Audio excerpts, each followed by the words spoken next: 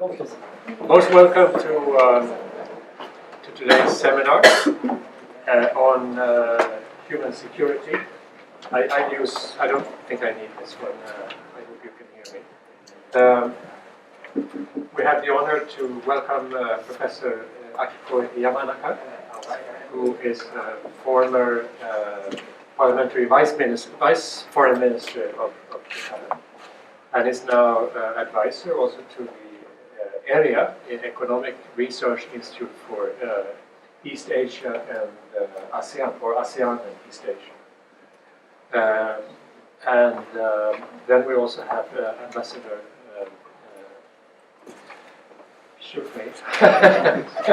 Per Enarsson, of course, yeah, and who represents the Ministry of Foreign Affairs, and who will comment on what Ambassador Yamanaka will say.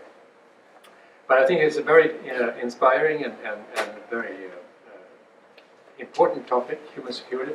The question is, what does it mean? But it's one of the concepts that was introduced 25 years ago through the UNDP. And it's a concept that the government of Japan has pushed for many years, and is very active in filling this concept with meaningful content. And also Sweden, of course, is very much close to Japan when it comes to values and also the importance of building sustainable societies and so forth, and also with very similar problems to our societies, and therefore I think the human security concept is very, very important. Again, very much welcome to this seminar. We have a beautiful weather outside, but I'm sure that the content of the seminar will keep you from watching the beautiful weather. Ambassador Yamanaka, please take the stage, and we're looking forward to your presentation. Myself, I'm Lars Berg. I'm the head of the Japan Center at the ISDP. I'm also a former ambassador to Japan and also South Korea. So I'm very happy to welcome you here, and please.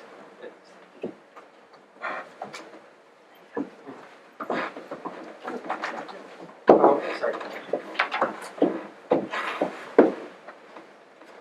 So thank you very much, Lars, to introduce me in such a kind of way.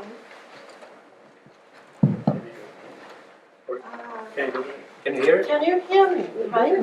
So, if you can't, then please let me know. I think that you can hear me. And ladies and gentlemen, thank you very much to be here in such a beautiful weather in Stockholm, especially on Friday afternoon. But we hope that we can have a very good discussion later on. Political dynamics in the international arena have changed radically in recent years. The international landscape has increasingly marked by extensive ethnic and religious conflicts, drugs, terrorism, the proliferation of weapons of mass destruction in certain countries, the emergence of new disease, and increasing frequent natural disasters due to climate change, including tsunami, earthquake, droughts, floods, forest fire, volcanic eruption, hurricanes, and typhoons. In 2017 alone, losses caused by natural disasters amounted to $306 billion, according to Swiss Re. In addition to these global issues, the tangible emergency localized phenomena such as pirates, oil spills, financial instability, cyber terrorism, the scramble of natural resources in the seabeds, and even in space domain can jeopardize peace and stability at any time, anywhere on Earth. ISIS-inspired violence combined with political and social uncertainties such as Brexit and other electoral outcomes have the potential to radically change the landscape of the entire world community. non-traditional security, it is also important for us all to recognize the importance of human security again, because this is the quarter year of centennial since the concept was introduced to UN in 1994. Human security is a paradigm for understanding global vulnerabilities whose proponent challenges the traditional notion of national security by arguing that the proper different for security should be at the human rather than national level. The UNDP's 1994 Human Development Report is considered a milestone publication in the field of human security, with its argument that ensuring freedom from want and freedom from fear for all persons is that the best path to tackle the problem of global insecurity. Unfortunately, these two paths have divided the nations into two groups. Freedom from fear, vice versa, freedom from want, should be combined according to the original report by UNDP. I hope that by 2020. In 1994, the following keywords were mentioned: economic security, food security, health security, environmental security, personal security, community security, and public security.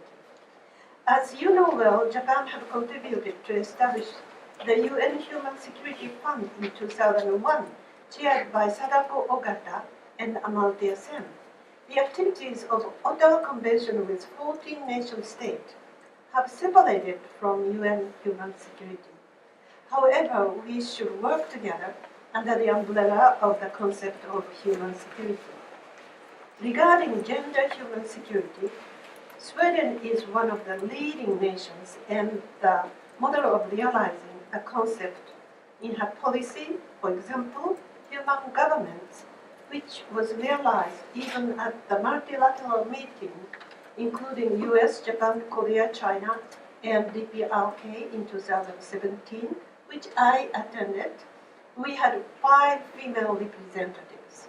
Humanitarian intervention is also that Japan was not so actively involved. So I will propose the lead definition of human security in order to meet the world situation at this moment. In other words, to focus on some necessary points to work on together as members of a world community. In the context of my speech at the first United Nations Human Rights Council in 2006, I would like to propose to review the very definition of human security to include responsibility to protect not only from violence, but also to secure the basic rights of human beings as follows. Security of food. Food security should not be considered in context of just one country, but must be considered from a regional perspective. Japan should work together with our Asian neighbors, taking a bird's-eye view of the situation that Japan's agricultural technology, high productivity, advanced irrigation, and food distribution systems have the potential to help in the construction of an Asian food security network that will be able to provide mutual support if something happens. I believe that this concept can also be applied to Africa.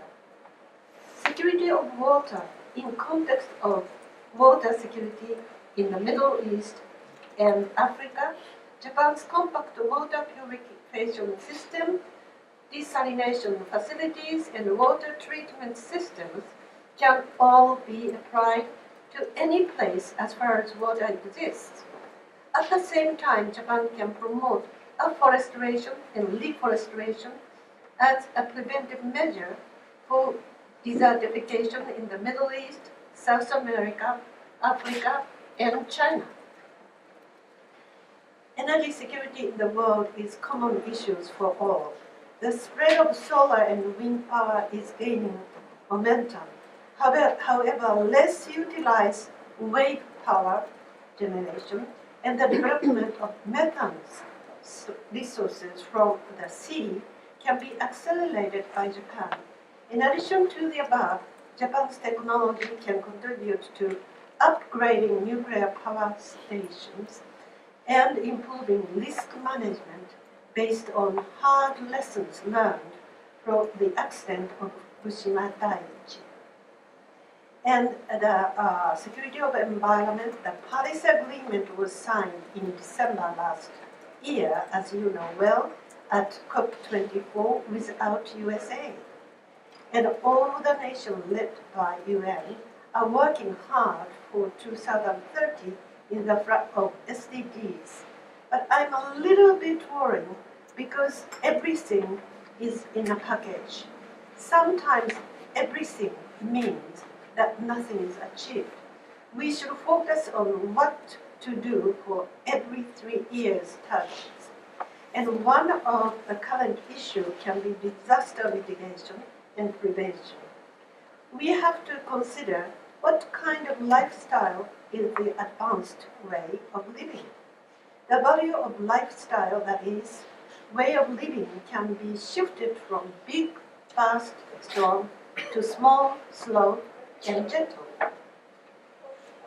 It is important to recognize, especially at this complex moment in the world history, the multi-faced nature of Japan as a nation and how to make the best use of its attributes in a practical and proactive way. Perhaps the nation can be best described in context of the following 5 distinguished features of Japan's unique characteristics. Japan is the only country in the world which has lost hundreds of thousands of lives from atomic bomb. Japan has taken a moral stance to neither create nor possess nuclear weapons through determined political will, in spite of its technological and financial ability to do both. 2. While Japan found itself on the victorious side of the First World War, its resulting arrogance caused it to subsequently suffer a devastating defeat in the Second World War. With its mainland occupied by the US for nearly 7 years and Okinawa for even longer, the country's morale took a severe blow, and people suffered, especially women with children to care for, while their husbands perished in the war effort.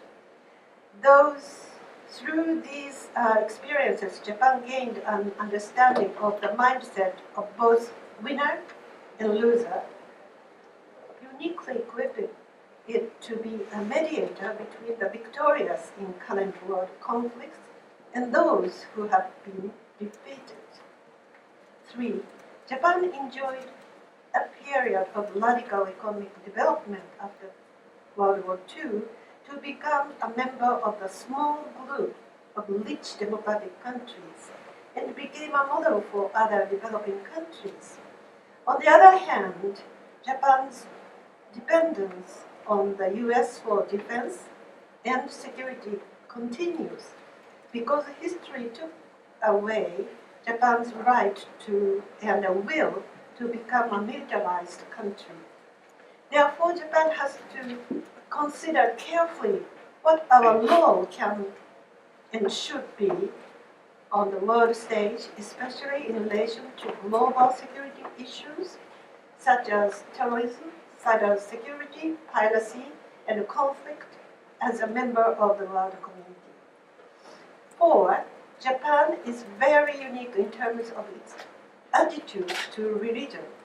Throughout its history, Japan has accepted various kinds of religions, such as Confucianism, Shintoism, Buddhism being the largest, but in addition to these, Christianity and Judaism have been well accepted, and there are more than 80 Islamic mosques in Japan. There is almost no religious friction in Japan at this moment, and it remains free from the religious dispute that plagues the Middle East, Africa, and Central and South America. 5. Japan is a country rich in nature and water. However, it is poor in other natural resources. Instead, Japan has developed the highest standards of industrial technology and environmental protection. It has historically practiced very sustainable methods to conserve and protect scarce resources, to achieve very high agricultural productivity and establish safe world-class food distribution system. Its network of electrical grids, water, and transportation systems are of the highest quality in the world. Given these realities, if we are to have any hope of changing the world's historic dependence on war to resolve disputes, it is very important to revisit the concept and value of preventive diplomacy as a part of activities of human security. The prevention of both natural and human-induced disasters should be rooted in preventive diplomacy and predicted on non-violent means being applied to resolving international conflicts, and these methods should be used wherever possible as a first resort. However, if such preventive measures do not work, it is imperative to have the hard capability and strength required to step in and enforce peace where necessary as a last resort. In the case of natural disasters, the application of such preventive diplomacy also provides a platform from which any nation-state is free to choose to cooperate with the global community, regardless of conflicting politics and ideologies, on behalf of their own people who live in local villages and towns and suffer from disasters that are beyond their control. Therefore, I believe that natural and human-induced disaster prevention should be based on the same principles as preventive diplomacy. In its simplest form, preventive diplomacy can be best explained by breaking it down into the 4 stages. 1, preventing conflict from breaking out. 2, preventing conflicts from expanding. 3, promotion ceasefires that stop the conflict to enable recovery. 4, preventing the resumption of hostility, because 44% of current conflicts in the world are recurring. The same concept can be perfectly applied to natural disasters. 1, preparing for natural disasters before they happen. 2, rescue victims quickly. 3, recovering from the disaster. 4, forecasting on reconstruction that reduce risk in the event of another disaster. I believe in Japanese saying, be prepared and you will have no regrets. In Japanese, we say, sonae areba urei nashi. Therefore, I wrote a book entitled Think, or we are going to think, so think or think, arguing preventive states theory. Natural disaster mitigation, when I served as a special ambassador of Tsunami Awareness Day, I proposed the first collaboration of the Japanese government with UN Women as the International Development of WOW. WOW means the World Assembly for Women, led by Prime Minister Abe in UNCSW, entitled Enhancing Resilience of Women for Disaster Risk Reduction, in March 2017 successfully. And I learned that the ratio of commitment suicide of male is much bigger than female, after Great East Japan earthquake. Therefore, we have to encourage male friends colleagues to be more resilient as well. The problems pointed out in 2010, just before 3/11, are as follows. 1. The people forget dreadfulness of tsunami year by year. 2. People have forgotten used to the warning and do not want to escape immediately. 3. The strong, huge breakwater seawall has been established at the coast of a frequent tsunami area, makes the residents feel safe and not react to the warning immediately. Unfortunately, we have learned that these are true at the 2011 at the great earthquakes and tsunami in Tohoku area. If we have a glance of tsunami in the world, which covers everywhere because many European people think that tsunami is Asia and a Pacific region. But if we think of like a BC 2000 to 3000, it's very, very good. Noah's Ark is mentioned, it's based on tsunami. BC 1628, Greece had big tsunami. 1755 is very well known Lisbon earthquake. So 10,000 died, and actually the nation's power is becoming so down.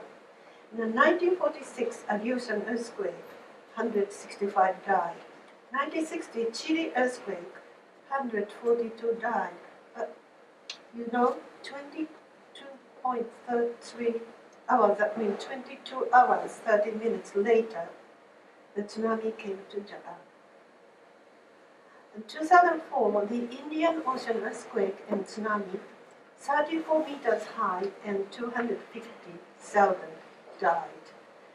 2011, as I mentioned many times, the East Japan earthquake, great earthquake, 15,895 people died, and still 80,000 people are displaced even now, 8 years later. And in 2018, Sulawesi Island of Indonesia, it said more than 2,000 disappeared. Not only tsunami, but forest fire in Sweden as well, but in California, 74 dead and more than 1,000 missing. So, as you know well, we have been suffering by the Great East Japan earthquake and tsunami in 2011. But we suffered more of the legal bindings at the Great Hanshin Awaji earthquake in 1995. As an elected member of the Japanese Diet, I worked so hard to improve various laws, such as quarantine. Do you understand? That's dictator dogs. And that it took 6 months. So British rescue came within 24 hours, but they couldn't use dogs. And then another thing is foreign medical doctors could not practice in Japan because they are not allowed to practice as a medical doctor, so have to be supportive role. And then Road Traffic Act to stop private cars in case of disaster. Actually, ambulance and fire engines of neighboring prefectures could not enter because probably you remember the Kobe is full of fires, but they couldn't come. So we have actually reformed those ones, and so when the great earthquake happens 2011, everything can be possible. And earthquake resistance standards of building, by now 99% of elementary and junior high school are improved. So the legal review of each nation state is required before something happens. in human development through a peace building. As Vice Minister for Foreign Affairs in Japan in 2007, after 5 years research, I launched a program called Human Resource Development in Asia for Peace Building. Half of the participants are Japanese, and the other half are from Asian nations. And the training features 3 months of lectures at Hiroshima University, a 6-month internship in UN-related organizations in conflict zones, with a wrap-up in Tokyo. In 2009, we expanded this program to the Middle East, or according to Prince Hassan of Jordan, West Asia. So from a slightly longer-term perspective, within 15 years or so, those who have been trained at the center would conceivably be working in positions of influence throughout the region. This human network, with its seeds sown by Japan, would surely prove a useful and effective tool to prevent conflict from breaking out and/or recovery from natural and human-induced disaster, serving as a platform for peace and stability in Asia. Human development is the key for every strategy and its implementation. Ladies and gentlemen, we have to choose our own way and establish networks to work together wherever we find ourselves, and we have to cooperate and work together to build a much safer world community by providing education, lifelines, and even infrastructure support. We can make a difference of human security regardless of any differences in race, religion, color of skin, or nationality. We all have much in common strategy to protect the globe, but we also bring very different strengths to the realm of politics, economics, security, society, and our collective mentality. In consideration of the above, it is clear that we can find many rich avenues for cooperation that will contribute to raising the consciousness of the world community as a part of human security from Stockholm. The issues facing all of us today can perhaps be best understood through the 3 concepts or keywords listed below. 1, ensuring social resilience. A simple glance at the world map of conflicts leaves most of us simply speechless. At the same time, natural disasters are increasing year on year. Therefore, we have to consider how to ensure the resilience of society from human beings to infrastructure. 2, addressing common interests. When we look at trade problems plaguing the world at this moment, most developed nation-states have tried to establish multilateral rules that align with common interests. But if, on the globe stage, only the strong wins at bilateral trade negotiations, no one in this complicated, interconnected world will survive. Even the winner will suffer a backlash as common interests assert themselves in the boomerang effect. The urgent need to spread the concept of protecting common interests to everyone who does not realize its importance is underlined. Democracy is based on not only rule of law, but also common interest, I think. 3, establishing an age of balance. I believe it is important to recognize that 21st century is the age of balance. The struggle for balance is being waged on an international, state, and individual level between dichotomies of competing values.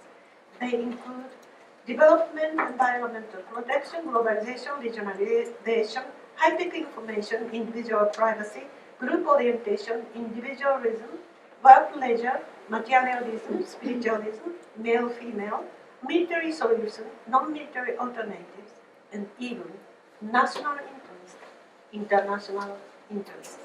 In other words, common interest.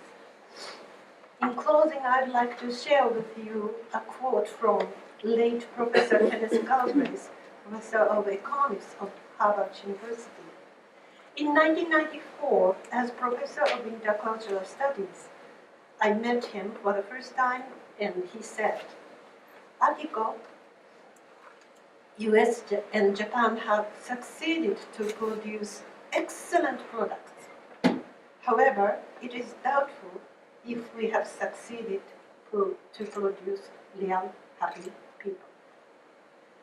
In 1997, as a member of Parliament, I met, he said, Akiko, there are 3 issues in the 21st century. It's 1997. 1, the problem of rich and the poor we have. The problem of nuclear issues we have now. And he said the problem of traditional discrimination such as religion, race, nationality, gender, and so on. It's really now. In 2001, in wheelchair, 92 years old, stood up and said, Akiko, Japan should stop following the US, but establish your own identity. He said 3 times, and it sounds like his will for me. So let us work together with you all through our mutual understanding between Japan and Sweden based on the concept of human security to produce real happy people. I thank you very much.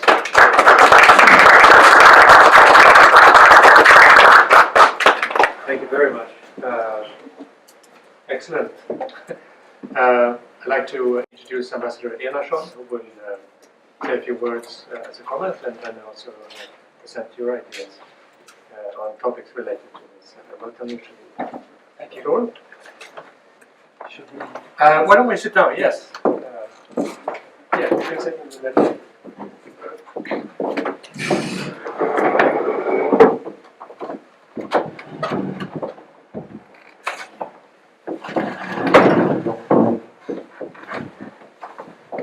Do I need a microphone or can I speak up like this?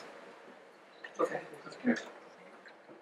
First of all, thanks a lot for a very inspiring presentation, Professor. And it's always very good to be reminded about the policy development and get a perspective on that. Because the issues that you have been dealing with, and you started out, okay, you did a very long history with the tsunamis, but the concept of human security, you came back to '94 and the discussions following the Rwanda crisis and the need for us to do better work on prevention. And it's interesting to note how those issues are still with us and still very current in the debate. The concept of human security is not one that is formulated as a concept in our foreign policy right now, but the elements of our foreign policy is exactly what you described. I think we are extremely like-minded in our viewpoint on how international relations should perform. We have strengthened our capacity over the last few years to engage more in conflict resolution.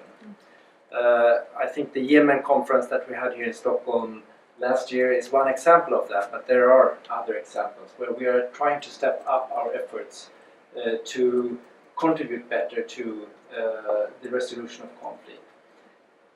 And one important element of that is also our strong feminist policy, which comes back to the issue of having more inclusive peace, where you listen to more voices. In particular, we have focused on women's voices in that process. And we are pushing this very hard. We used our position in the Security Council to expand this agenda, and we are pursuing it relentless. It's not easy, but this is one component of that. There's also the strong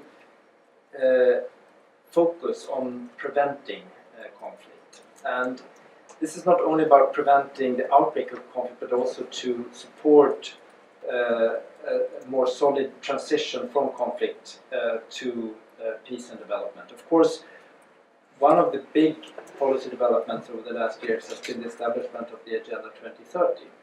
And to us that is the core aim. And of course we have the particular goal, SDG 16, on peace and just societies, which is driving our work in conflict-related areas. But then you need to get down to technicalities. How do you program ODA in a better way? How can we avoid investing huge resources in military action and do the rather small interventions that are needed at an early stage? And right now, I would like to bring two examples. We have a situation in Burkina Faso where you have an overflow of instability coming from the north, from Mali, which has already gone through the path. And right now is the time to start investing in order to avoid a full breakdown, where you would have then to invest billions into stabilizing forces, etc. Now is the time to do that investment. Another example, which is very high on our agenda, is the situation in Ethiopia, where there has been a transition into a more democratic governance, and there are elections coming up. How can we invest now in order to not have disruptive ethnic violence breaking out and actually risking the sustainable future for Ethiopia and in a sense a very vital region of the world. So that's part of our work on sustaining peace and building a stronger future more generally in conflict areas. I would also like to address the issue of humanitarian assistance, where Japan and Sweden have been extremely strong supporters of the UN system. And here, this is in a way the vehicle we have to really operationalize human security. We have a system which does not necessarily need to go through governments. We have a very strong response system to help people when they are in most need. However, this is also based on the experience we have had over the 2 years in the Security Council. We have seen challenges to that humanitarian response system. We are seeing breaches of international humanitarian law. And we also see difficulties in operating in the field level because of the need to go into areas which might be under control of so-called terrorists or groups that are not accepted by, or are under sanctions and other difficulties. So the safeguarding of the humanitarian system is another very critical area for us to work with. I know that we have a very, very common position on that. My final comment I would like to bring it up to a bit of a broader discussion about multilateralism, and you brought out that example of a multilateral order. And we see huge challenges to that over the last few years. And the rise of strong nationalism and forces that do not like to seek cooperation. And that landscape is very difficult to navigate right now. And we are looking at ways to reinvigorate multilateralism. And we have seen here in Sweden an unforeseen youth movement on climate change. And there's another caucus, and they don't meet in the multilateral census because that's nation states. We have a growing awareness among cities about the urban challenges that are, and where you find common ground, not between Kenya and Sweden, but between Stockholm and Nairobi. Same challenges on the adaptation to climate change, urbanization, the inclusiveness of societies, similar challenges. And I think we need to look now as we enter into the year of the 75th anniversary of the United Nations. How do we create new platforms for multilateralism with other actors than we usually think about? So those are my comments at this stage. Thank you very much. Very important and relevant comments. I'd like to approach the issues that you have brought up from 3 different angles, and I'd like to ask you both some questions relating to those, but also to give you 3 background stories relating to catastrophes in Japan. There is an old traditional story in Japan. I think the author Lafcadio Hearn actually wrote about this. He's a very important writer who was in Japan some 110 years ago and wrote some fantastic books. There's a story of a village in Japan located very high up above the sea level, but close to the sea. And one day the villagers were down at the beach picking whatever they could for food and fire and branches to make fire and so forth. But he could see from where he was the elder and the head of the village and quite old, and he didn't want to, he couldn't, he was too old to go down with the villagers, but he could see in the distance a tsunami coming. So what did he do? He couldn't shout, he couldn't wave because he was too far away. So what he did, he put fire to his own house. And when the villagers saw the fire, the head of the village house was on fire, of course they all ran back to put out the fire. And then the tsunami came and no one was hurt or killed. And this brings me to the question, this is a very strong community feeling. And what is the community today? Is it the nation? Is it, in our case, Europe? Do we have to plan whatever we have to plan on the European level, or the global level, or the multinational level? That's one question. Another story, I was once in Japan watching television when there was an approaching typhoon. And the NHK showed different pictures on live television. And one was from a coastal city where there were some surfers out in the waves. And the announcer said, please, come back, swim back. You have to come back to the shore because there's a typhoon coming. And of course, the surfer couldn't hear that because the announcer was a bit disturbed, I think, by what was happening. So the question is, when you plan this, how do you plan also for communication that is actually working? So how important is communicating with the key players? And finally, the third story is another tsunami-related story. I visited in I think it was in Fukushima or outside of Sendai. There was a elementary school, four-story high, and it was the only building, concrete building standing. The rest was just completely destroyed. And we were taken there and shown and told about, and meeting the headmaster. And the headmaster had said to everyone, the teachers and the students, you have to go up on the floor, on the top floor. You have to do this. I'm the headmaster. I decide. You follow my rules. Go up on the top floor. And after 45 minutes, everyone started to complain. There's no tsunami coming. Come on, let us come down. I said, no, the rule says 1 hour. So we stay on top of the school for 1 hour.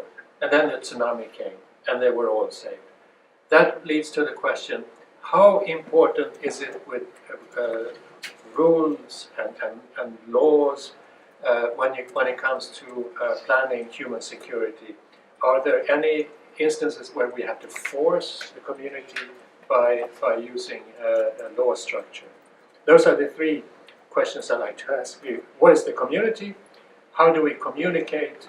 And how important are rules that we have to follow? I don't know who wants to.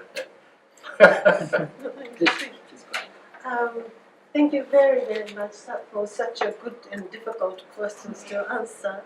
But I think that Inamura no Hi is what he mentioned about Lafka Ryohan. I'm Japanese, but I studied or I learned it not in Japanese book, but I read it written by Lafka Ryohan in English book.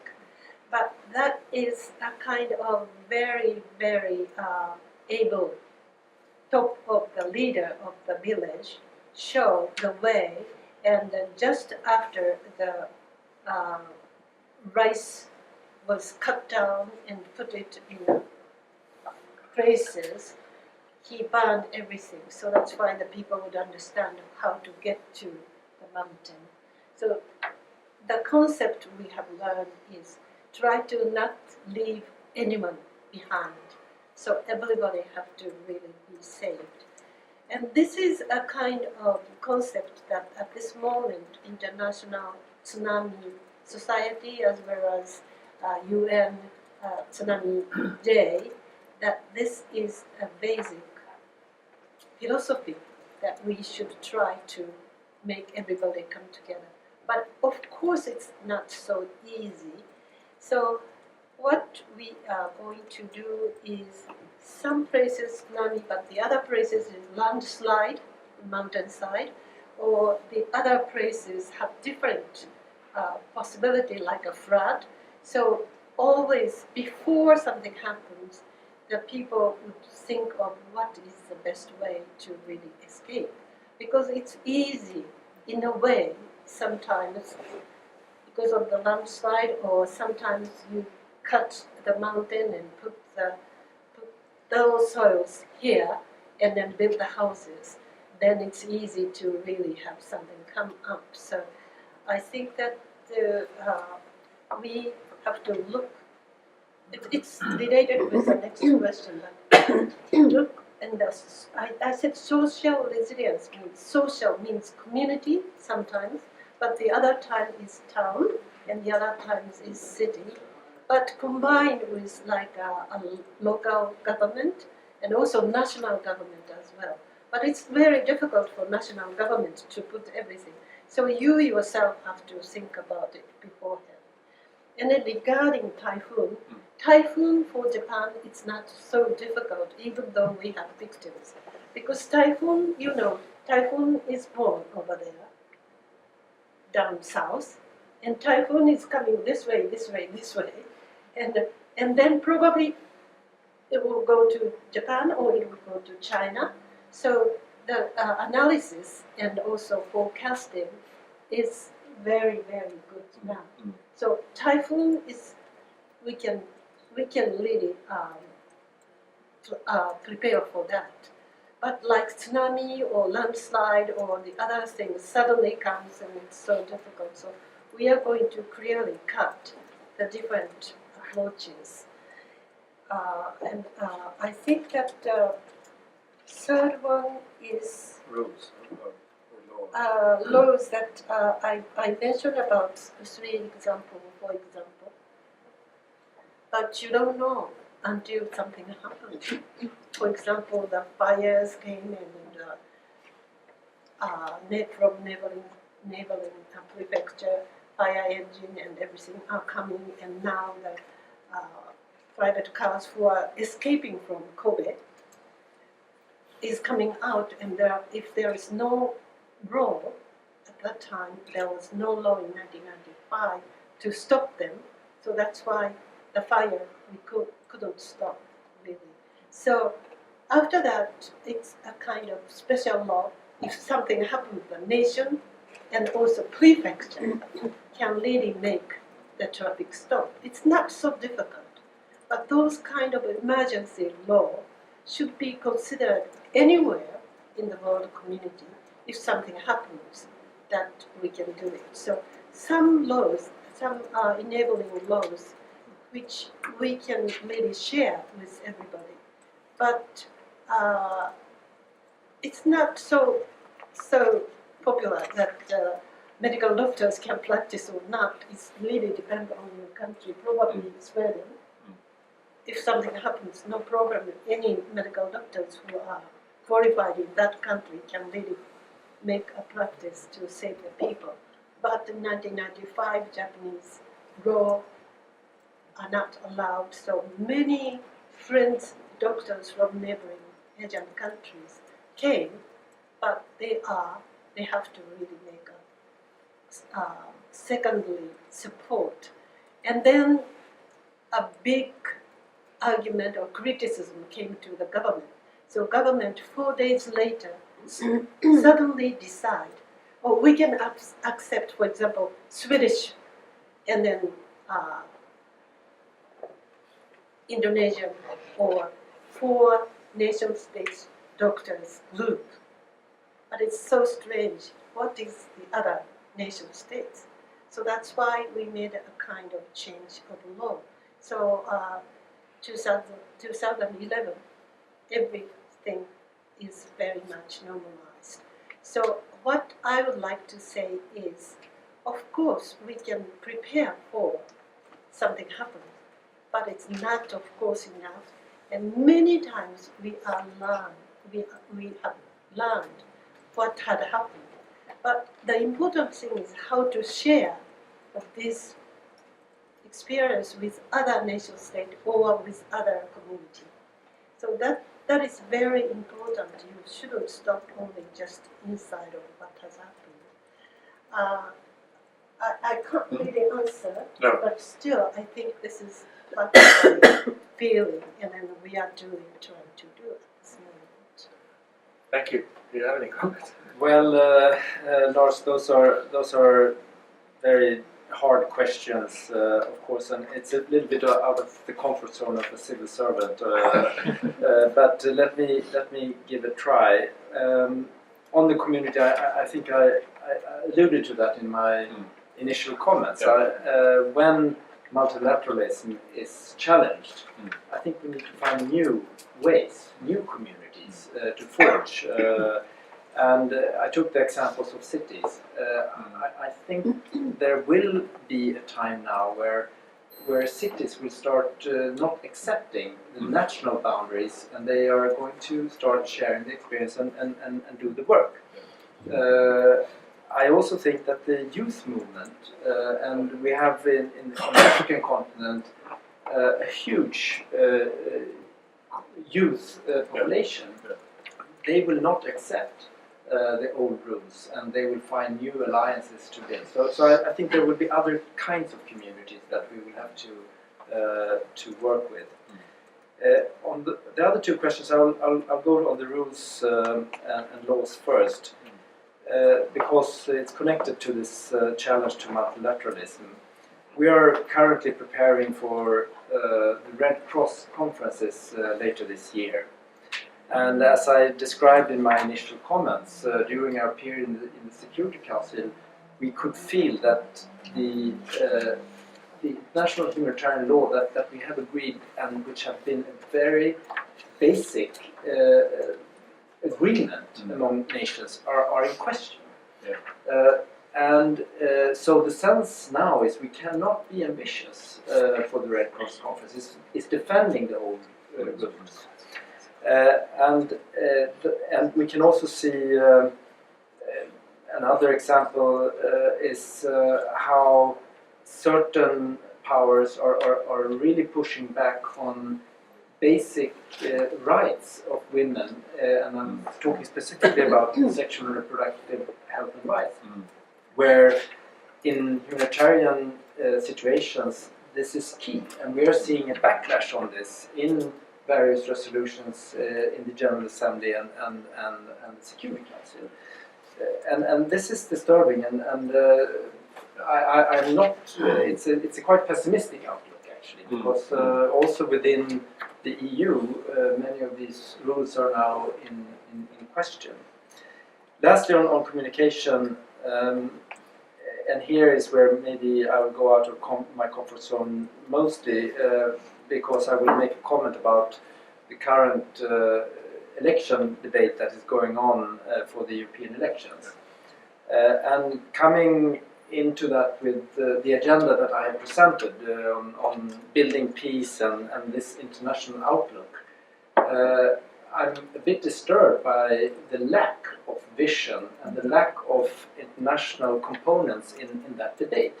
We are in an election campaign for European work, and basically the debate is about the national interests. And that's a communication problem. Because if we cannot, it has to do with the complexity of the world, with globalization and all of it. And I'll just take one example. You mentioned the age of balance, Professor, and I think that's the concept that we need to pursue. And suddenly there has become a debate here in Sweden about how, if we should continue with nuclear energy or not. And it's focused on solely on the Swedish energy production. There's no global outlook. If the energy consumption that we are currently in, and we want to move into an age of balance, how many nuclear plants would need to be built around the world in order to have the same kind of energy consumption that we have here? And that is never discussed. It's never discussed. So I think there are issues, and of course there are some hopeful examples, and I think an activist like Greta Thunberg has added a different voice to the debate, and I think we should look at that as an example of raising the profile of these issues. Could I add one thing? I think that I really agree to use young people for the future.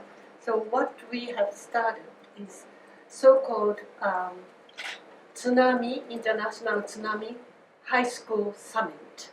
That means from last year is 49 nation states who can be a victim of tsunami, some kind of islands, countries.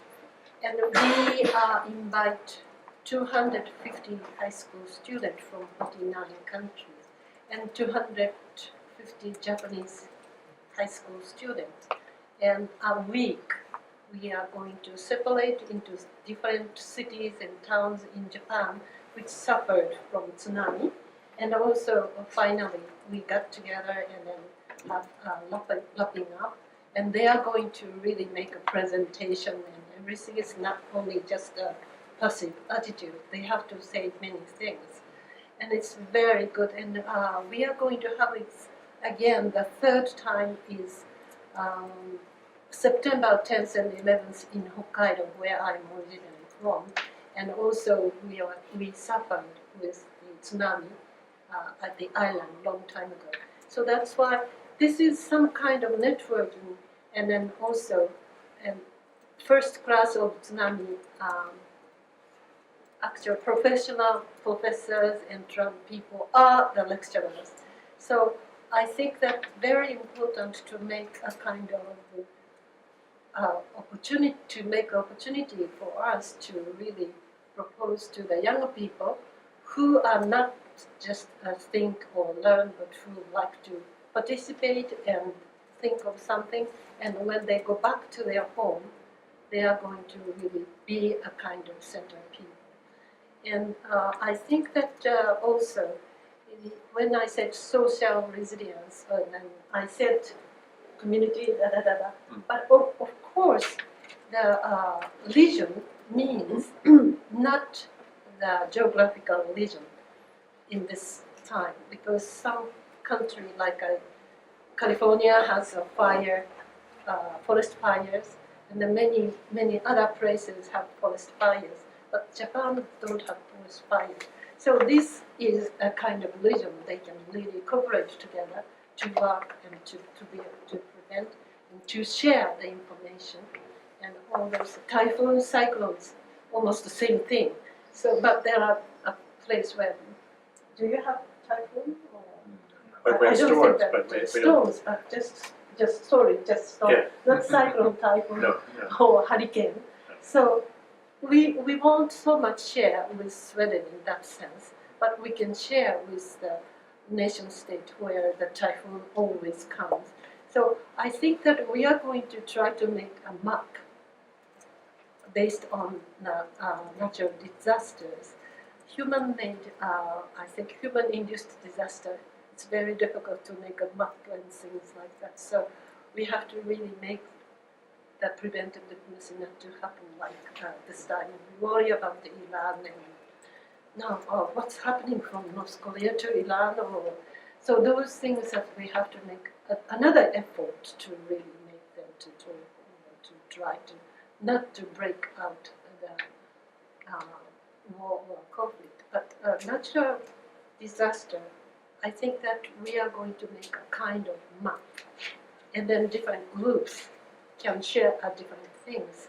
I think that the United Nations take more initiative on that, just not only to have a kind of conference and go somewhere and give a speech and these ones. Of course, everybody can do that, but you have to really make a practical networking and practical colleagues in Nakama region, which really makes you feel more strong and resistible. Can I just add to that?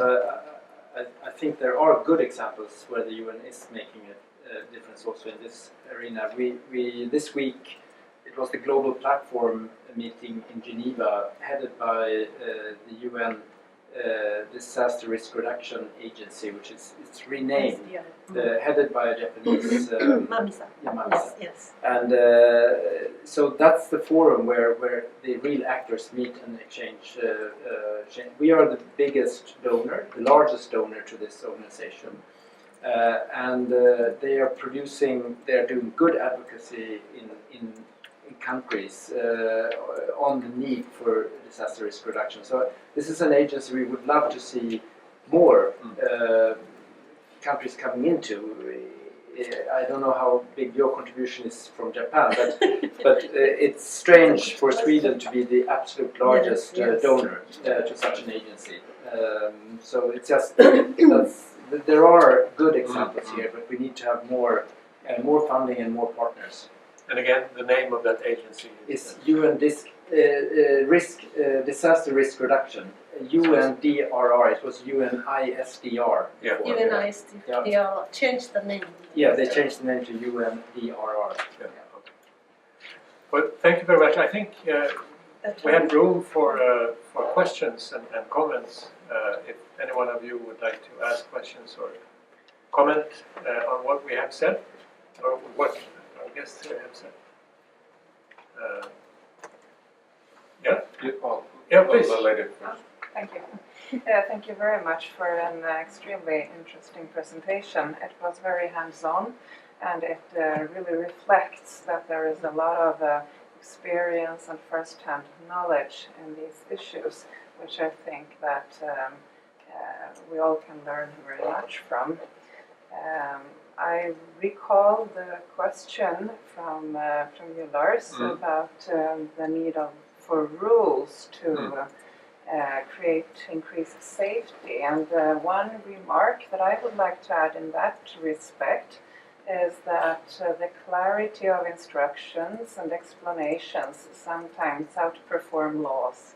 And I think that Per also addressed that very nicely. And together with this brilliant, very concrete presentation and the checklist, basically, that the professor here gave us, I think that is a very good context or framework for addressing these questions very clear. So that's just one remark. Thank you. Well, I just had a quick question about terminology of human security, and we talk about multilateralism, and it's the challenges to multilateralism today. And Akiko, you mentioned the sort of the specifications and that term human security is extremely wide. So how much value is it in the terminology? Is it creating a lack of consensus? Do we need to narrow it down to make it more operational? Do we need to redefine into subgroups? Or is it a value in having this broad terminology and generate activism and all that? So I mean, just to question a bit of the term human security, what do you feel after 25 years? Is it still a valid concept? As I told you, for the first time UN mentioned about the human security. They listed up 1, 2, 3, 4, 5, 6, 7, 8 things, and I think it's all the same. Even now, nothing is really be solved. So that's why we have to really cover all these. But if we are going to have a lot of things we have to do, so like SDGs, so many things, and then now this human security. So that's why I said that we have to really pick up the most necessary ones for every 3 years and concentrate to try to make a network or systems or laws and things like that. Otherwise, always we discuss, but nothing actually happens. So that's why I picked up a few things. But we all have to go back to the UNDP's, I think, that definitions of human security, even now. So in order to do so, we have to empower UN more.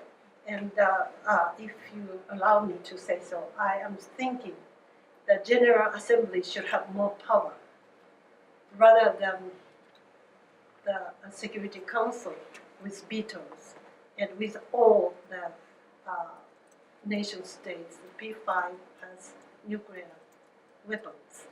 So I think that we have to change it because it started 80-some countries and now 190-something, almost nearly 200. So how we are going to really change the UN to be more powerful and then have a kind of consensus should be, I think, more effective, is everybody have to think of that. But in order to make this reform happen, Security Council have to agree with that. So it looks like it's impossible, but still I think that the world is changing. All established things, people are really fed up and then try to challenge new things. So I think that UN is now the time to really change because it's not democracy. Unfortunately, at this moment, I feel. That's a very important aspect. I think you have, from Japan, promoted human security now for 25 years, but the UN and the global community consists of democracies, consists of authoritarian states, of dictatorships. Have you found that it is easier to talk about human security than human rights, for instance? And is it one way or another? Is there a better way to approach the authoritarian states in order for them to look at this with serious eyes and not just as accusations of them lacking something? But if you say those kind of concepts, I think those countries are not going to be, I think, that cooperative in a way. So you have to break down and then choose 1 or 2 or 3, which can be acceptable by those countries and start with this. But at the same time, you have to stay with, to a certain extent, with principles. You cannot just abandon principles. No, we are going to put principles, but for the coming three years, we are going to try to challenge this one and this one. So some kind of committee has to be organized to really do so. And the other thing that you mentioned about the networking, I think that I still remember 26 countries have a tsunami awareness networking including almost many countries, including Indonesia. But what has happened is all the information went to the even other countries like Jakarta and things like that. But when the tsunami happened in 2004, the person who is leading this information is a part-time student. So he doesn't know what it means. So he does not tell anyone about this. So that's why I say that human development, it's not only just the top people, but the people who are operating those things are leading in it. So young people. And so I think that even if our technology is going to be very much high, but I think that most important thing is human beings. So that's why I feel that to develop the human skills and development of the human beings, especially young people, are very much necessary. Well, I would like to add on the question about human security and human rights. I think they go hand in hand, and the government that I'm working for now has put democracy and human rights in this period as one of the top priorities. So I don't think we should shy away from discussing human rights, and then you need to find ways to operationalize the work. And so this is, we are right now in a very sort of formative phase. I would, from a personal experience, I worked as the ambassador to Eritrea for 3 years, and Eritrea is one of those countries in the world where the abuses to human rights are most are among the worst, and there's a special rapporteur in the Human Rights Council, as it is with Iran and DPRK. So a few countries of that sort. Now, how do you enter into discussion then with such an authority? And interestingly enough, this universal periodic review instrument within the Human Rights Council found traction with them. They could agree to that instrument because every country was put under that kind of review.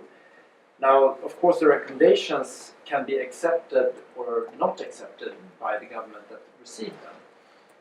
But every country would not be able to reject every recommendation. So actually Eritrea had accepted 92 out of 200 recommendations. And with the UN, we developed a program to start implementing those 92 recommendations. And that included, for instance, reform of the justice sector. And suddenly you have an entry point going into a country where you start implementing human security by actually addressing something they have agreed. So there are ways around where you don't need to just take the principles and bang them in the head of someone, but you can use it from another point of view as well. Any more comments or questions? Any final thoughts? How does Japan and Sweden view each other as potential partners, and do we think the same way? Do we aim for the same goals, or is there something that is disturbing our common way of approaching these problems? Can I start? Yes. Well, as I said, we have very strong common ground in the principles and on the ideas. When it comes to supporting the multilateral system, we have different approaches. We are very strong core contributors to the UN agencies, which gives them the liberty to actually implement the principles. We do not say you need to do this specific task. We do not tie it. And here there's a real difference. And it would be interesting to hear your views on that from a Japanese point of view. You know, what is needed in your political system to have that sense of trust to the agencies, because you put a lot of caveats and restrictions and directions towards the agencies, which makes their programming more difficult. So that's just one clear difference, I would argue. Okay, thank you very much. I think that Japan was long time have a kind of guilty feeling for the World War II and also neighboring countries. So that's why very quietly through ODA to spend a lot of money to the bilateral, I think the networking. And now we become 70 years have passed, 74 years have passed. We feel that we become to one of the leading members of the world community. But as I mentioned in my presentation, Japan feel that how much we should do, how much we shouldn't do, and still as a nation and the people worry about we cannot be still the leader of the world community. But I think that Japan can do a lot as a leader, which we have learned and we have done, and we have to speak out. But speak out to our own opinion. Japan is not well trained yet in many cases, as I told you. And also negotiation. I was told by, John Nye, Joseph Nye. Yeah. John Nye said, Akiko, you have to set up a kind of class at the university, negotiation, international negotiation, including, that's probably the Ministry of Foreign Affairs of Japan, very big because they are not trained. But the training is very, very important because in the US, for example, you are invited to the US training center of the government, and you talk only maybe 30 minutes like this about Japan. And then they said, please keep 4 hours. So I said 30 hours, and only 5 or 6 people here. But it's very amazing is the Consul General and the new one, who for the first time appointed to Japan, it's all together. And then they ask so many questions. So you have to answer to any questions. So you are really trained, but it's not a train for me. It's a train for them, how to really.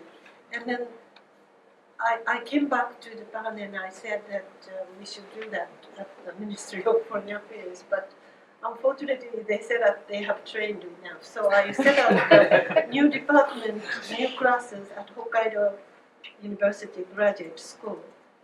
And then to have the international negotiation and strategic studies.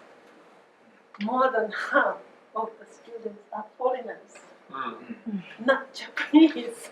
And then when we start the kind of discussion, Japanese gentlemen are the first ones who give up. Okay, I think it's enough.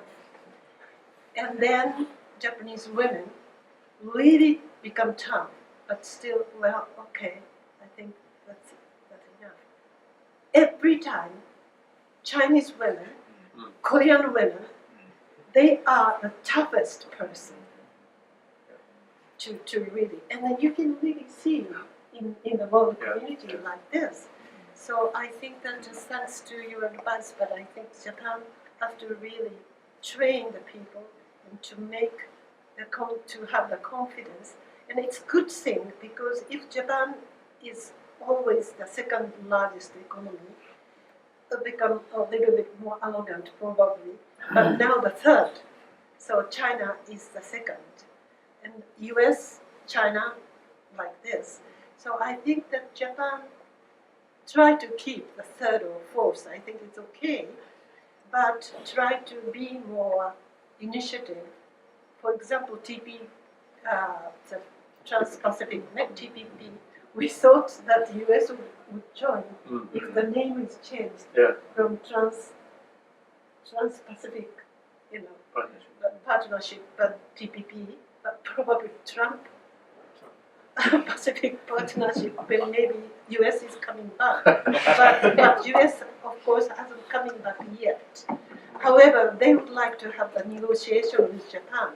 So Japan has to be tough enough not to exceed than TPP.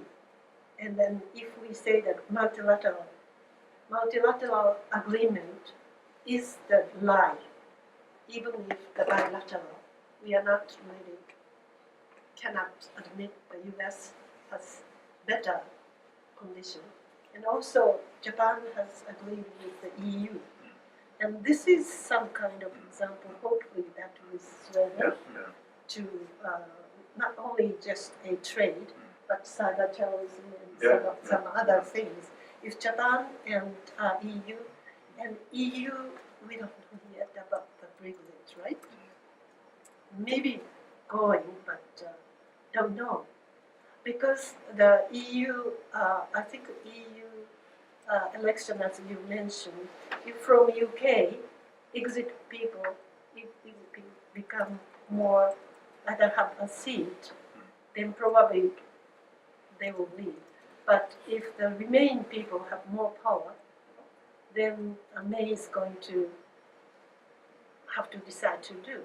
But Malcolm is a bit becoming weaker than before, because she already mentioned she's going to retire in 2021. And then France is now very, very active. It's like a French time is coming as a leader of EU. But I think that political stability is not as stable as they hope. And then here, Sweden, it's not a big country, but very stable. But of course, the government is like this sometimes. But as a society, as a nation, it's very stable. And always think about this humanitarian issue, right? Or security or whatever. So I think that if Japan and Sweden can really do through probably EU. Bilateral, yes, of course, there are many things we can do. But EU and Japan, if we can have some kind of models in many fields, then probably that will give some kind of stimulus to the countries which feel that very much national interest oriented country. You have to think about common interest and international interest. Yeah, we have now the strategic partnership agreement that we have agreed upon, and that is now in place, although temporary or not yet ratified by the various parliaments, but it's still in place. Yeah, so I think that's the vehicle to follow. Anyway, I think we have had a very nice, informative discussion. Thanks to Professor Yamanaka and Ambassador Per Enarsson. So I would like to thank you both and give you a warm hand.